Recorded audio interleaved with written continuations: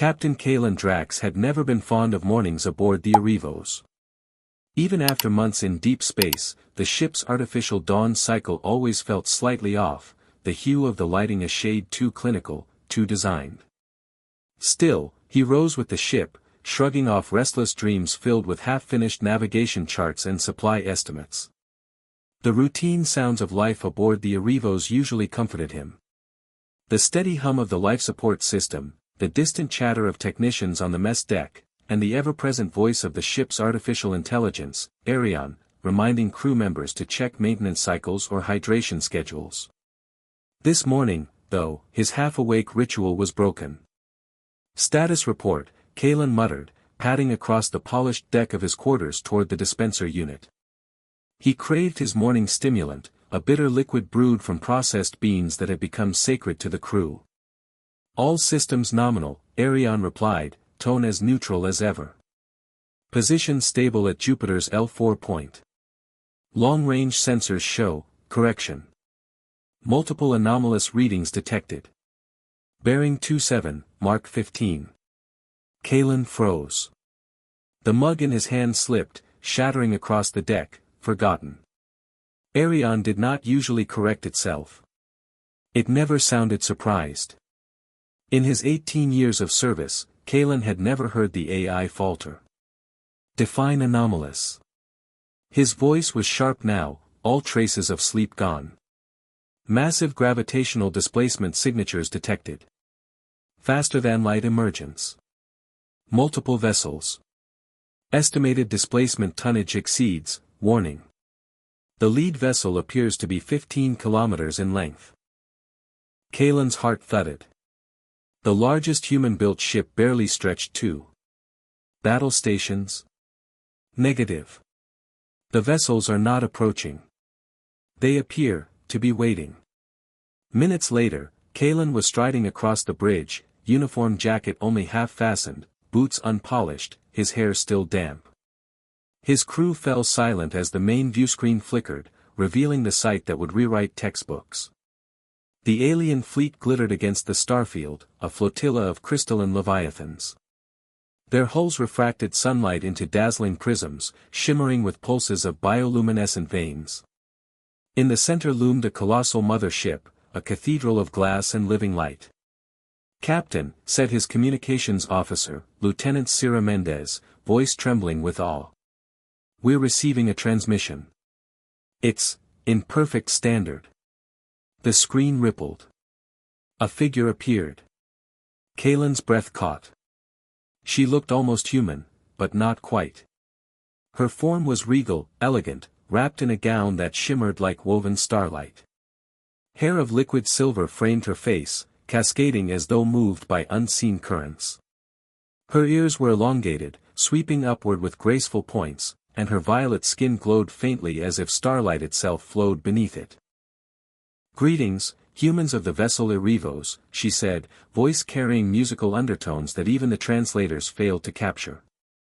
"I am Seraphina, Queen of the Veari. We come seeking sanctuary, not conquest. I realize our arrival may have caused digestive distress." At the back of the bridge, Ensign Rivenholt sputtered mid-sip, spraying coffee across his console. Seraphina's lips curved into the faintest smile, amusement glimmering in her alien eyes. Kalen stepped forward, shoulders squared despite the sudden tremor of responsibility settling on him. "I am Captain Kalen Drax. We're not expecting first contact." "Nor were we," she admitted gently. "But circumstances force our hand. We are refugees, fleeing a war that consumes worlds. We detected your vessel's peaceful emissions and," she tilted her head with almost childlike curiosity, "we discovered mention of something called chocolate. Our cultural scholars are quite intrigued by this substance." The bridge crew exchanged looks. Chief Joran Hale, the ship's cook, who had somehow slipped onto the bridge, brightened like a man who had just been given divine purpose. Kalen found his composure wavering. He glanced at his console, where urgent flashes from Earth Command blinked. Orders cascaded from Fleet Command and even the Secretary General's office. Each one named him the primary liaison. My what? He muttered under his breath. Your promotion, Serafina said softly, amusement flickering across her violet features. Congratulations, Captain Drax. The air seemed suddenly thinner. She went on, tone softening. Would it be possible to arrange a meeting? I confess I am curious about this beverage you seem to cherish so much. Coffee, I believe. Riven coughed loudly, still recovering. Religious sacrament. And stimulant. Both. Kalen suppressed a groan.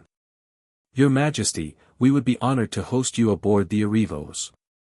But I must warn you, our accommodations are modest. We are explorers, not diplomats. After 3 months fleeing for our lives, Serafina said, her regal mask slipping to reveal raw exhaustion, modesty will feel like peace. The transmission cut, leaving silence. Kalen looked to his crew, their eyes wide with a mix of terror and exhilaration. Well, he said finally, tugging his jacket straight. Looks like we're making first contact. Sira, prep the diplomatic suite. Riven, stop dying and help Joran find alien-appropriate refreshments. And someone find me a manual on interstellar etiquette. Sir, Sira said, I don't think such a manual exists. Then we'll write one, starting now. The diplomatic suite had not been used since commissioning. In less than an hour, Joran transformed the sterile chamber into something resembling hospitality. Synthetic flowers from hydroponics stood in replicated vases. Coffee brewed in ceremonial silence. Plates of replicated pastries sat beside what Joran optimistically labeled chocolate approximations. Riven fussed with environmental controls. Remind me why we're nervous about serving coffee to people who crossed the galaxy. Because, Sira replied, polishing glasses that didn't need polishing, their queen specifically asked for it. And I'd rather not be remembered as the human who poisoned the first alien diplomat with caffeine. Kalen stood at the viewport, watching the Vayari shuttle approach. It glided like a living teardrop of crystal, no visible engines, its surface pulsing with gentle light. As it docked, the hull rippled like liquid mercury, reshaping itself seamlessly to the Arivos airlock. The air shimmered, and then Queen Serafina stepped aboard. She was taller in person, presence commanding yet softened by the quiet warmth of her violet glow. Beside her walked a male advisor with bioluminescent filigree woven into his ears, shifting colors with each movement. Captain Drax, she said, extending her hand in a gesture startlingly human. Thank you for receiving us. Kalen accepted, struck by the faint warmth of her skin. Welcome aboard the Arivos, Your Majesty. This is Counselor Vorian, she said, introducing her advisor. He serves as interpreter of culture and occasional voice of reason. Vorian inclined his head gravely. Captain, I must warn you. Her Majesty has developed an unusual fascination with your broadcasts. Particularly your competitive baking rituals. Serafina's violet cheeks brightened. The artistry of cake decoration is extraordinary. Riven choked back laughter. At ease, Ensign, Serafina said smoothly, clearly enjoying the informality. Kalen gestured toward the table. Please. Sit. Tell us about your people. Serafina inhaled deeply over her cup before sipping. Her eyes widened, violet glow flaring brighter. Oh my. This is aggressively stimulating. That's the caffeine, Riven offered. Mildly addictive. Makes us jittery. Talkative. How wonderfully efficient, she murmured, sipping again. On our world, we meditate for hours to reach heightened alertness. You simply drink this liquid energy. At the far end, Counselor Vorian sampled Joran's chocolate replica, his expression transforming to something near rapture. A mood-altering food consumed recreationally, fascinating. Your civilization is stranger than we expected. Serafina set her cup down, fingers brushing the table. Light patterns bloomed where she touched, spreading like neural pathways. Your ship responds to me. It recognizes consciousness. Kaelin stared as the Erivo's systems pulsed softly in rhythm with her touch. Not alive, she explained gently, but imprinted by your emotions, your fears, your care. A vessel remembers. All matter does. Our people are bound to such living symbioses. And that is why the Dominion fears us. Vorian's tone darkened. They are machine intelligences. Cold, relentless. They have consumed 17 systems in a decade. To them, we are dangerous chaos. Kaelin felt the weight of her violet gaze. So you are survivors, he said softly. Of 40 billion Veari, Serafina replied, voice low, only 12 million escaped. The silence that followed was heavier than gravity. Kaelin drew in a slow breath. Your Majesty, Earth's Council must decide on sanctuary. But speaking personally, the Erivos will do whatever it can to help. Her luminous expression softened. Thank you, Captain.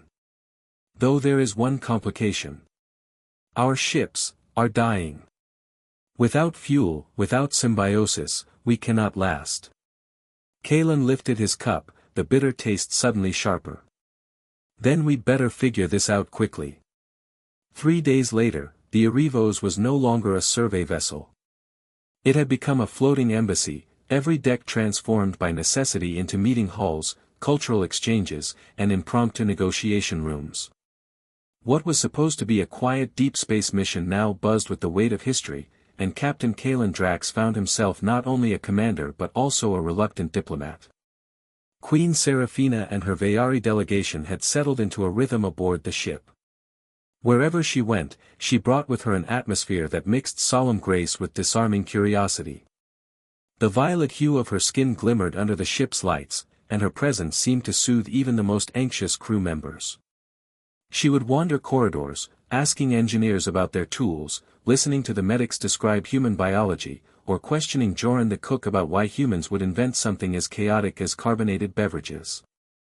I still do not understand, Serafina said one evening, examining a can of fizzing soda Joran had replicated for her. Why would anyone willingly consume a drink that attacks the tongue? It's the bubbles, Joran explained, voice almost reverent. Tiny explosions of joy. A battle in your mouth. How delightfully violent, said Counselor Vorian with clinical fascination. Do all human pleasures involve controlled chaos? Riven nearly spilled his glass laughing. You have no idea. Their laughter masked the rising tension elsewhere. Messages from Earth Command arrived hourly, each more impatient than the last. The Earth Council had debated non-stop for 72 hours, torn between offering the Veari aid and fearing what entanglement with them might bring. The Dominion, the machine empire pursuing them, was the shadow looming over every discussion. Even without direct confrontation, just the whisper of their name made officers shudder. Serafina remained patient, at least outwardly, though Kaelin had begun to recognize the signs of strain. Her regal composure tightened whenever the council delayed another decision, and the glow in her skin dimmed slightly when reports from her fleet revealed dwindling supplies.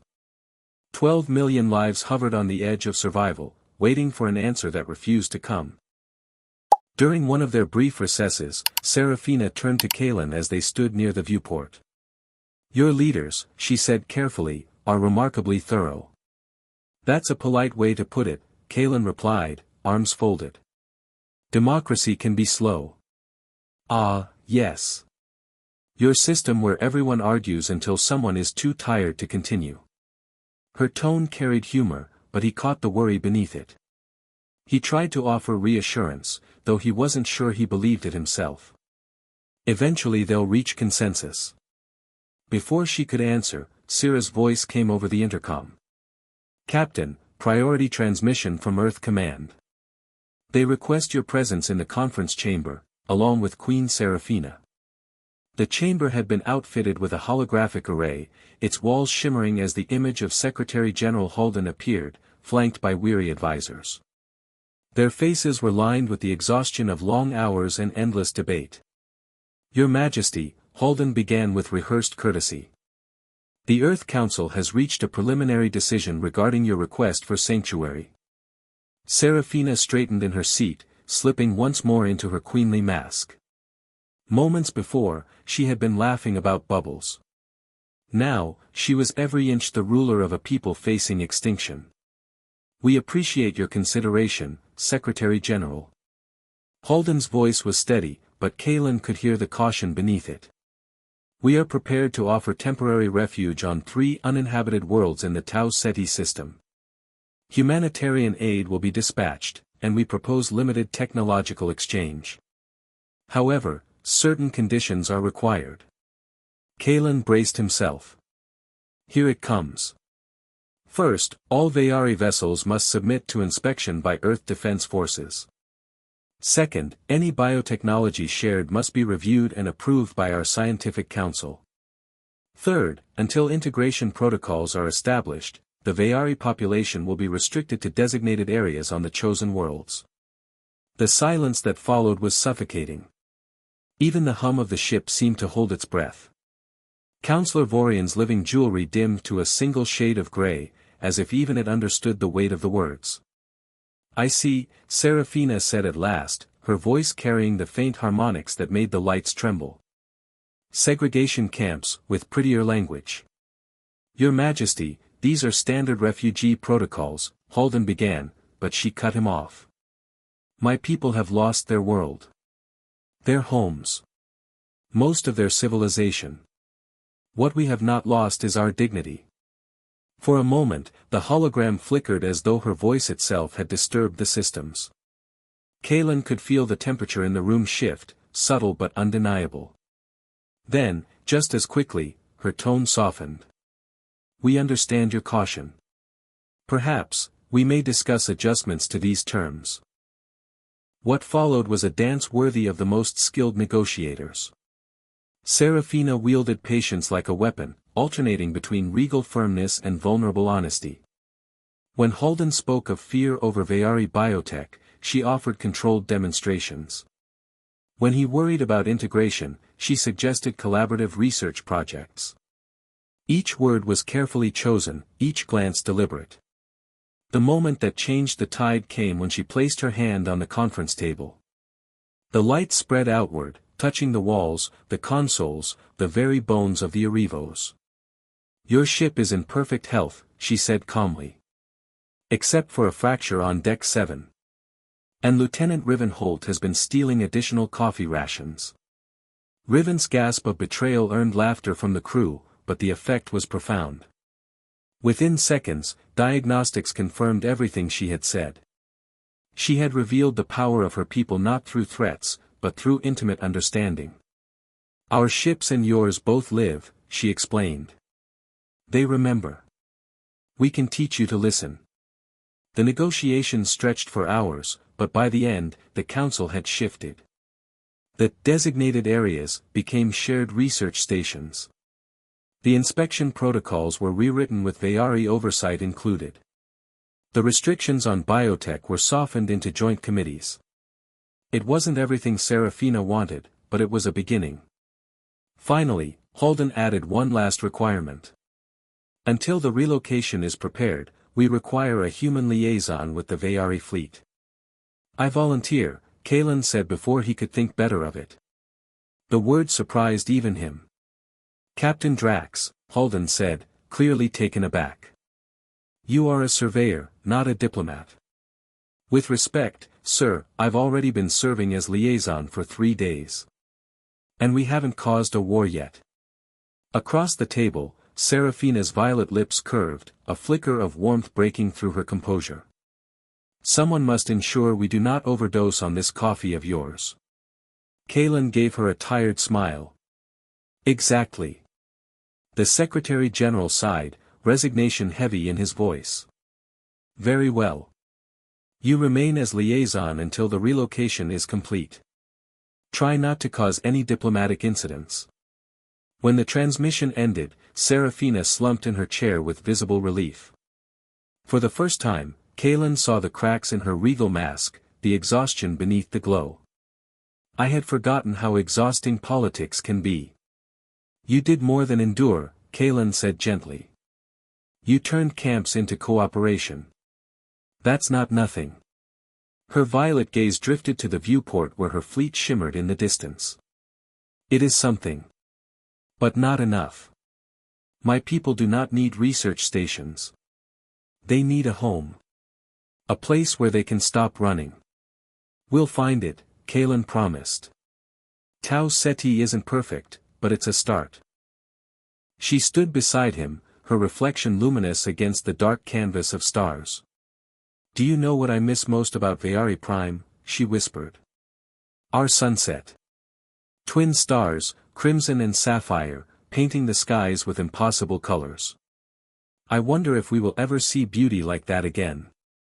Kalen glanced at her, seeing not only a queen but a woman carrying the weight of millions.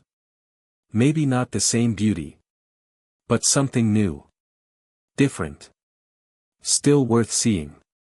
Her lips curved faintly. You are an optimist, Captain Drax. Someone has to be, he said. He gestured toward Riven, who was still sulking about his coffee theft being exposed. Besides, if we can teach your people about caffeine addiction, we can do anything. Her laugh rang out, harmonics vibrating gently through the walls, and for a moment, the Arivos felt like it was humming in harmony with her. 2 weeks into their convoy's journey toward Tau Ceti, the rhythm of life had settled into something almost normal, if one could call the fusion of 3 fleets, a desperate refugee crisis, and endless political negotiations, normal. The Arivos had become a bridge between worlds. Human shuttles carried supplies and technical advisors across the void, while Veari bioships pulsed like living stars, sustaining their people as best they could. The air aboard the human vessel now carried faint traces of floral scents, drifting from the Veari envoy's symbiotic flora. Crew members had grown accustomed to seeing luminous violet figures moving through the corridors as though they belonged there. Kalen Drax spent much of his time on the observation deck, where the panoramic viewport offered a sweeping vista of the convoy. Serafina often joined him there. Together they coordinated fleet movements, argued over fuel distribution, and sometimes, when fatigue made them reckless, shared quiet moments that had nothing to do with duty. One evening, as a shuttle glided past trailing sparks of bioluminescent residue, Lieutenant Sira muttered, I still say we should have warned them about those side effects. Where's the fun in that? Serafina replied, violet skin shimmering softly as she leaned against the rail. Besides, my healers assure me the effects are harmless. Kalen raised an eyebrow, scanning a report. According to this, Chief Joran tried to teach one of your bioships how to bake soufflé. Ensign Riven wrote what he claims is the galaxy's first interspecies love song. And Lieutenant Vargas believes your ships communicate through interpretive dance. Vorian, Serafina's ever-stoic counselor, looked up from his console. To be fair, the dancing was surprisingly effective. Ship 779 responded with enthusiasm. Their laughter masked a darker truth. The Dominion was close. Too close. Serafina grew solemn, touching the console so star maps flared to life. Our scouts report the Dominion has begun investigating our old hiding places. 3 systems away, perhaps 4 if fortune favors us. Kalen's jaw tightened. How long before they catch up? At their pace? Her violet glow dimmed. 2 months, maybe less if they decide we're worth pursuit. Silence fell, broken only by the faint hum of the deck plates. It was Vorian who delivered the next blow, his jewelry dull with stress. Our bioships cannot endure extended deep space without restorative stops. Their symbiosis falters. We must pause, 3, perhaps 4 times, to allow regeneration. Sira's voice was flat. If we stop, the Dominion will overtake us. Without stops, millions will die as their ships collapse, Vorian countered. No, Serafina said firmly. Her tone carried the resonance that made the ship's lights pulse in sympathy. We survive together. We travel together. I will not abandon anyone. Kalen admired her resolve, but the numbers in front of him were merciless. Pausing meant death. Continuing meant collapse. Neither choice offered survival. What about requesting an escort from Earth's defense fleet? Riven suggested from the comm station. Against Dominion world killers? Vorian shook his head grimly. Their machines are the size of cities. They do not battle. They erase. The tension in the room grew unbearable, until Vorian, reluctant and grim, offered a single alternative. There is another possibility. The archive. The words made Serafina stiffen. Absolutely not. What's the archive? Kalen asked. A repository, Vorian explained carefully. The last remnant of the civilization that came before us all.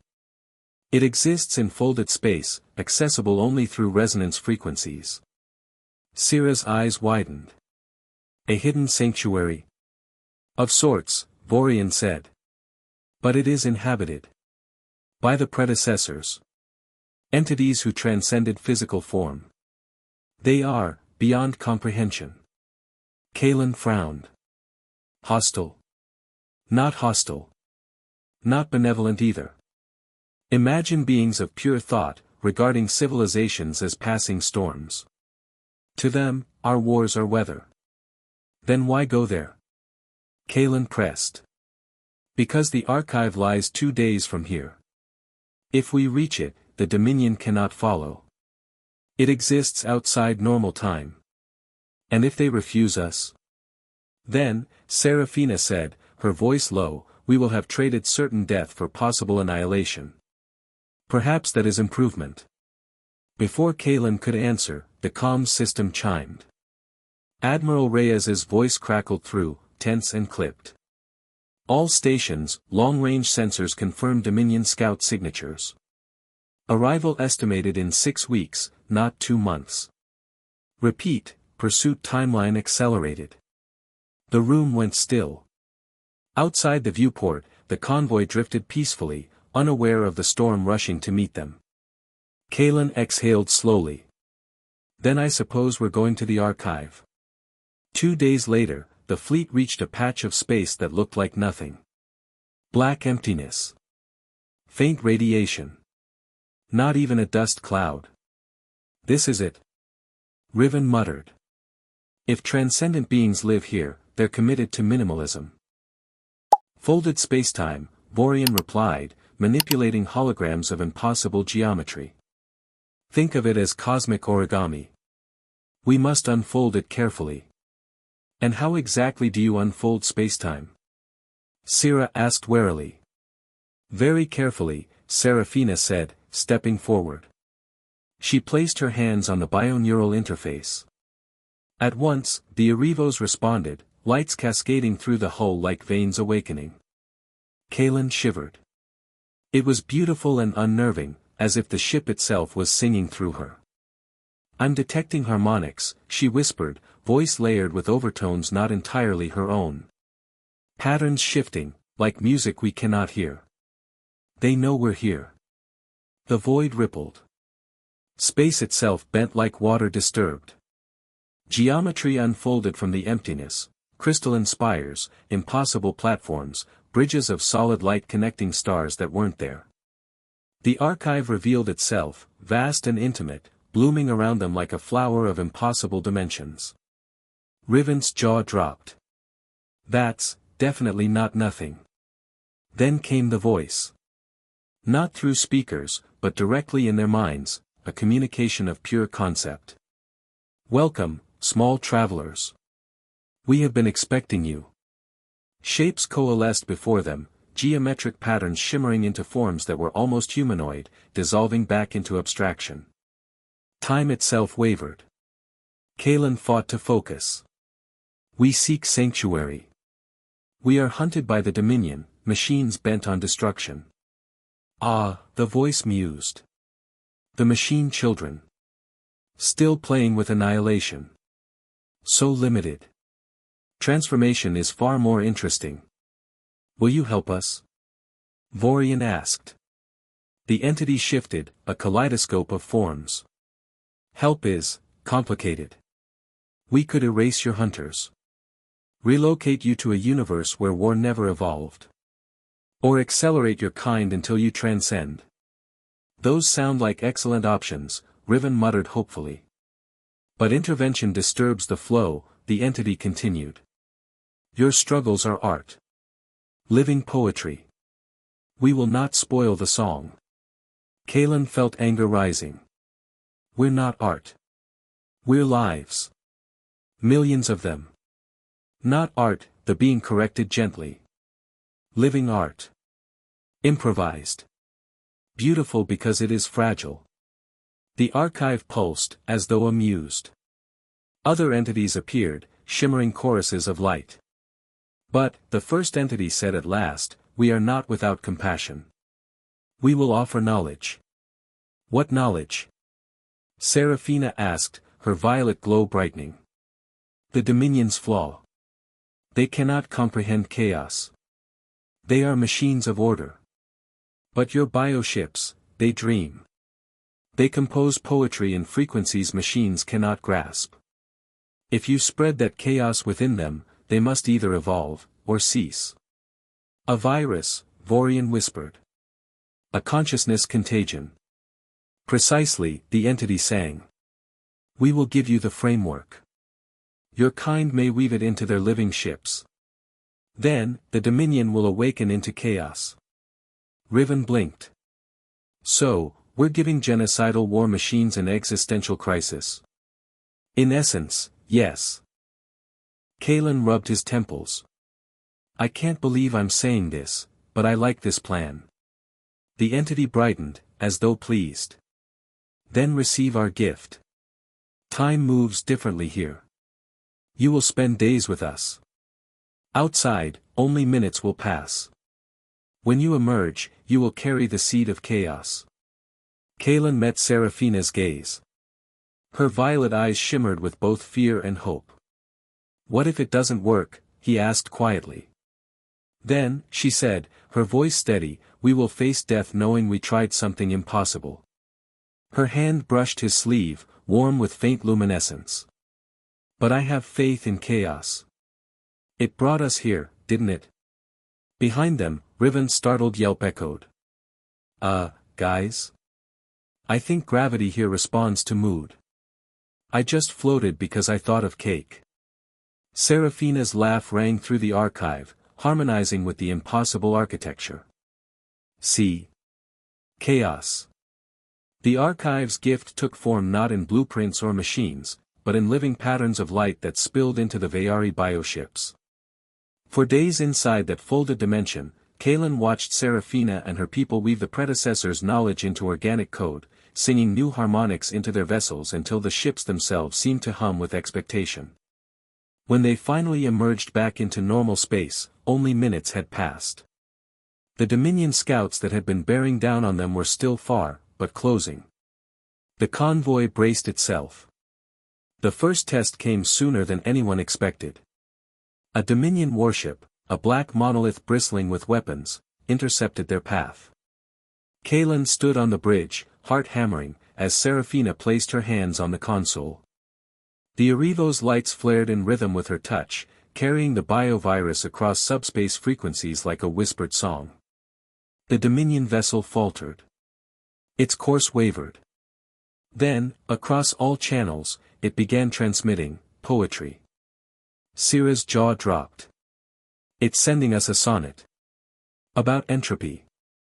Translation suggests it's confused, Vorian observed, expression unreadable. It is questioning whether its weapons might prefer to grow flowers instead of fire. On the main screen, the warship performed an awkward spin, as though testing dance steps. Its guns retracted. Riven burst out laughing. We broke it. We broke the killer machine. Seraphina's violet glow brightened, though her tone remained diplomatic.